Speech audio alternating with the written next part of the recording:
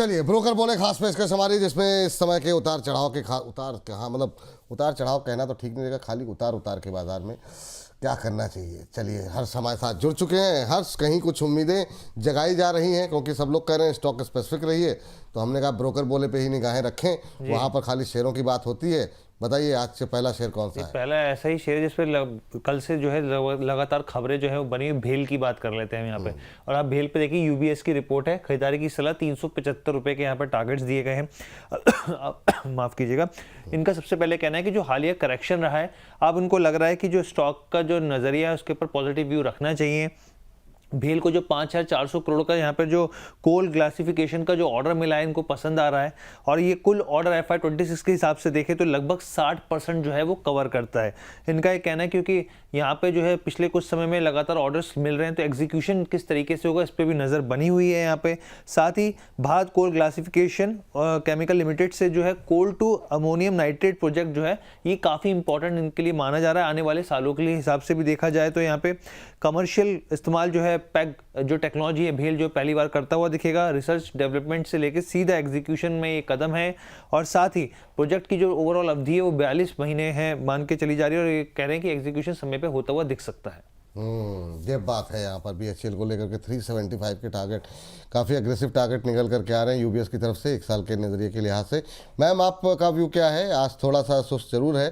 BHEL current level पे कैसा लगाई दे रहा है? कल हमने देखा कि एक बड़ी गिरावट और उसके बाद से आज की रिकवरी के बाद फिर सुस्ती। जी, तो first of all I agree with this given targets. 375 400 का एक लंबी एक साल के अंदर ये जंप कर सकता है, और इसके खुद के रीजन है जो उन्होंने गिनाए, साथ में वो भी है। साथ में इसकी जो बुक वैल्यू, जो इसकी ऑर्डर बुक्स है और करंट जो बुक वैल्यू, उसके बाद उसमें भी इसमें कंफर्ट है ही। एक चीज जो मुझे सबसे ज्यादा डिस्कंफर्ट करती है वो इसकी सेक्टर की कंपैरिजन में इसका multiples. I am not comfortable on that at all. Sectors आपका 26-27 के मल्टीपल्स पर है, स्टॉक आपका 171 के मल्टीपल्स पर है। तो ऐसे जनरली इस केस में क्या होता है कि आपको प्रॉफिट बुकिंग थोड़ा सा और परसिस्ट हो जाती है बाय कुछ सम परसेंटेज। एक और चीज that we need to focus कि पिछले ईयर ऑन ईयर बेसिस पे 1.7% का डिक्लाइन था FIIC होल्डिंग्स में, जो पिछले क्वार्टर में थोड़ा सा इंक्रीज आते हुए दिखा है क्वार्टर कंपैरिजन में। तो ये दो चीजें हैं। हालांकि हमारे DIs इस पे रेगुलरली अपनी स्टेक्स को इंक्रीज कर रहे हैं, तो ये टारगेट्स जो दिए गए हैं 375 पॉसिबल है, 400 तक भी एक्सटेंड हो सकता है। नाउ इसमें खरीदारी कब करें? मेरे लिए जो सब अभी चल रहा है 275 पर, मेरे लिए ज्यादा कंफर्टेबल प्राइस 250 से 260 का है, which is likely to come in next couple of days. तो अगर हम प्राइस अलर्ट लगा के 250-60 की रेंज का वेट कर ले तो हमको एक अच्छी बाइंग मिल जाएगी for this targets. And by doing this हम अपने स्टॉप लॉस को, अपना जो रिस्क है उसको भी हम यहाँ पर रिड्यूस कर लेंगे, विच इज एट 220। 220 के स्टॉप लॉस से हम लोग इस ट्रेड को इस पूरे साल भर के नजरिए से हम रख सकते हैं। ठीक, ये बात यहाँ पर निकल के आई है BHEL को लेकर के, ऑलमोस्ट फ्लैट ट्रेड करता हुआ। चलिए आगे बढ़ते हैं और अगली टिप्पणी के लिए चलते हैं हर्ष के पास। हर्ष, बताइए अगली कंपनी किस सेक्टर से? जी, NHPC की बात कर लेते हैं यहाँ पर। और CLSA की रिपोर्ट है, आउट परफॉर्म की रेटिंग है, 170 रुपए के यहाँ पर टारगेट्स दिए गए हैं यहाँ पर। और आप ये देखिए कि CLSA का यहाँ पे मानना है कि 2026 के लिए ये जो NHPC है इसके लिए ट्रांसफॉर्मेशन का दौर जो है वो देखने को मिल सकता है। यहाँ पे कैपेसिटी का 64% साल दर साल के हिसाब से बढ़ोतरी की उम्मीद मान के चल रहे हैं। यहाँ पे FY25 से लेकर 27 के दौरान 90% EPS ग्रोथ जो है उसकी विजिबिलिटी, ये कह रहे हैं कि इसकी मजबूती होती हुई दिख सकती है यहाँ पे। और इन्होंने कहा है, बेसिकली 3 पॉइंट्स गिनवाए हैं। इन्होंने पहले प्रोजेक्ट की बात की, पार्वती 2 की, तो उन्होंने कहा है कि ये जो है अब इस स्थिति में है कि यहाँ से कमाई हो रही है। दूसरी चीज़ उन्होंने कहा है यहाँ पे सुबानश्री जो लोअर हाइड्रो प्रोजेक्ट है, दूसरा बड़ा हाइड्रो प्रोजेक्ट है, ये कमिश्निंग होता हुआ दिखेगा जो 2026 है उसके आखिरी क्वार्टर में। और साथ ही इन्होंने कहा है कि 2026 में 4 हाइड्रो प्लस 1 पंप स्टोरेज जो प्रोजेक्ट है उसका अवार्ड होता हुआ दिखेगा, और उसकी जो विजिबिलिटी है आने वाले क्वार्टर्स में, सालों में दिखेगी। ये बात NHPC को लेकर के, NHPC में सब कुछ अच्छा आता है। मतलब मुझे लगता है हर्ष, ये साल में ये तीसरी चौथी रिपोर्ट आई होगी जो कि 900 के ऊपर की टारगेट निकल के आ रहे हैं। शेयर नहीं चल रहा है, रिपोर्ट्स चल रही हैं खाली। मैम, क्या टिप्पणी NHPC को लेकर के? अच्छे दिन आएंगे इनके भी? और एक कोइंसिडेंस की बात मैं बताना चाहती हूँ कि ये तब होता है, ये रिपोर्ट्स तब ज्यादातर आती है जैसे ही स्टॉक अपने 200 दिन के मूविंग एवरेज के आसपास आने लगता है, उस समय रिपोर्ट्स के आउटफ्लो जो है इस पर्टिकुलर स्टॉक को लेकर के बढ़ जाते हैं। एंड ये इसलिए होता है कि इसका नेचर है ऐसा कि 200 दिन के आर और पार ही खेलता है ये। तो अभी वापस से वहीं पर आया है। एंड एंट्री कहां पर करें, तो करंट प्राइस पर हम लोग थोड़े से डरते हुए एंट्री ले सकते हैं, लेकिन ज्यादा कंफर्टेबल एंट्री जो है वो 80 रुपए से 81 रुपए के बीच में है। 1-2 रुपए लग रहा होगा कि छोटा है, लेकिन अगर हम परसेंटेज के वाइज से समझे विपुल जी, तो 80 रुपए से यहाँ तक ज्यादा फर्क नहीं है, 2.5% तक का ही डिफरेंस है। तो जो लोग एंट्री बनाना चाहते हैं एनएचपीसी में अगले 1 साल के मायने से, वो लोग यहाँ पर एक बाइंग कंसीडर कर सकते हैं with a strict stop loss at 575, जिसमें कि हमें पॉसिबल जो मिनिमम टारगेट्स देखने को मिलेंगे 89 से लेकर के लगभग 95 तक के भाव हमको 1 साल के अंदर में दिख सकते हैं। लेकिन उन्होंने दिया है 117 का, तो आई काइंड ऑफ डिसएग्री, इतनी जल्दी ये वाला मूवमेंट 1 साल के अंदर नहीं लग रहा है। चलिए ठीक है, ये बात जो है निकल के आई है HFCL को लेकर के। मैम डिस्क्लोजर जब आपका लेंगे तो उसके साथ जरा HFCL पे निगाहें रखिएगा, भर भर के टिप्पणियाँ आ रही हैं। स्टडी क्लासेस जी पूछ रहे हैं HFCL 68 की बाइंग है। एक हमारे दर्शक हैं स्केट कोर 6058 HFCL के बारे में मैम से पूछिए। एक और हमारे दर्शक हैं वो भी HFCL के बारे में, तो HFCL के बारे में बहुत लोग जानना चाह रहे हैं, तो एक जो है टिप्पणी जाते हैं इससे पहले कर दीजिएगा। तब तक हम जरा टिप्पणी हर्ष से ले लेते हैं। हर्ष बताइए तीसरी कंपनी कौन सी है? जी, ट्रांसफार्मर एंड रेक्टिफायर्स जो है ये तीसरी कंपनी, इनक्रेड की रिपोर्ट है।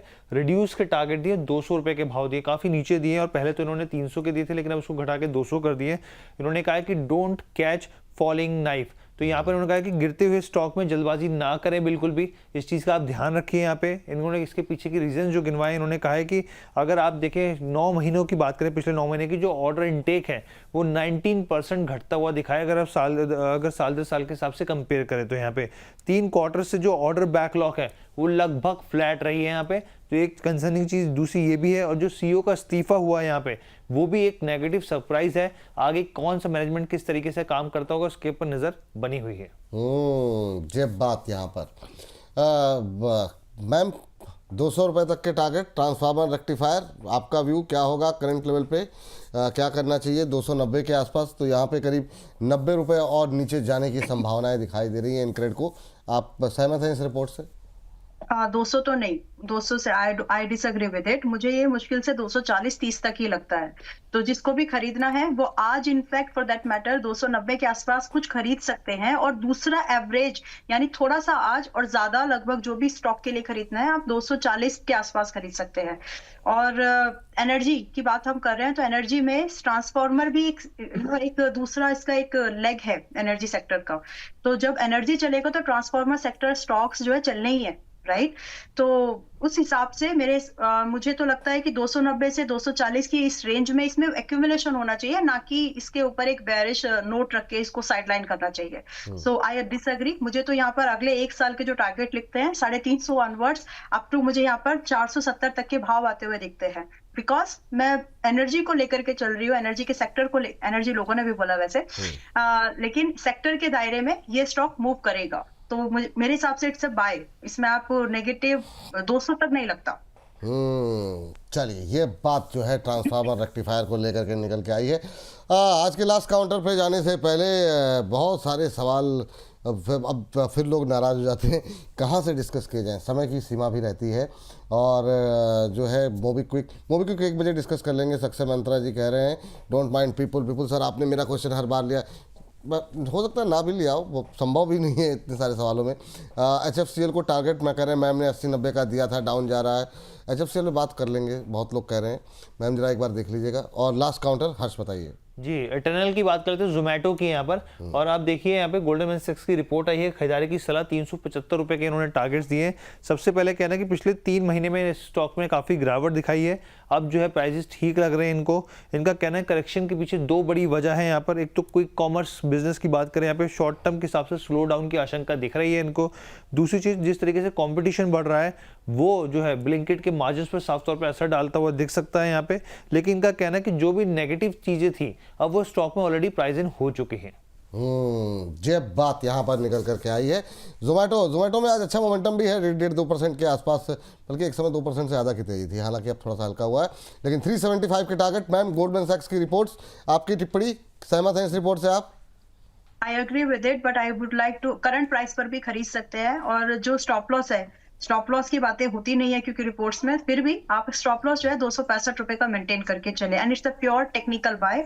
मुझे जोमेटो पर्सनली पसंद नहीं है, लेकिन मोमेंटम इसमें अच्छा बनता है, इसलिए हम इस स्टॉक को ट्रेड कर लेते हैं। सो वही ट्रेड अपॉर्चुनिटी अभी फिर से मिल रही है। 375 तो शायद जाएगा, लेकिन 340 का एक फर्स्ट टारगेट आप जरूर देख सकते हैं।